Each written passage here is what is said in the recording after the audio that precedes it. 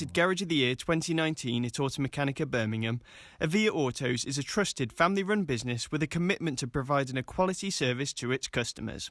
The business is operated across 2 sites in Bridgend, South Wales, with one specialising in classic cars, while the other deals in general servicing, repairs and MOTs. GWTV speaks to Hayley Pells to find out more about the garage and to get her views on recent industry headlines. Avia Sports Cars Limited was originally within manufacturing, particularly with single-seaters, but we did look after a lot of Caterhams, Westfields, that kind of thing.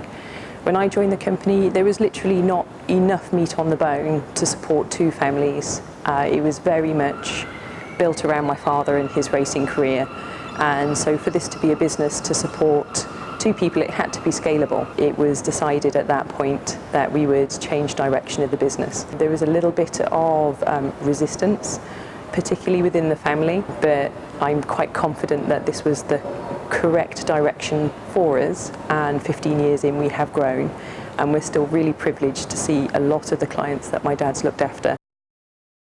It was amazing. I was on the phone straight away, and even though it was the small hours of the morning and everybody here at the workshop was absolutely ecstatic, they were thrilled. We're a tiny business. We've been holding our own against the bigger houses, and it really did give us a huge amount of confidence that what we're doing here is worthy of notice. Connected equipment will give the opportunity to reduce the amount of transcription error and the amount of time that we spend just typing numbers into a computer. I'm hoping that the connected devices will speed up the process of that side of the administration, but as a business owner I can't help but worry a little bit about the increased cost. We've never discounted our MOT tests, and we have not had an impact on a reduction of numbers or anything like that.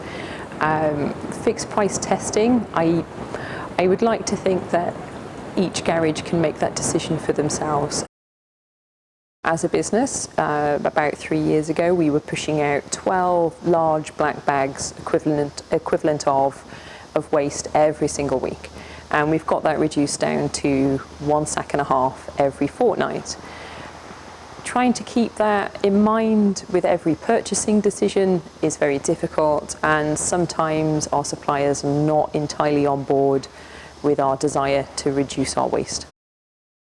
With ADAS, there are quite a few challenges. The equipment is large, you need a large space, it's expensive, and there is a lot of training that is involved.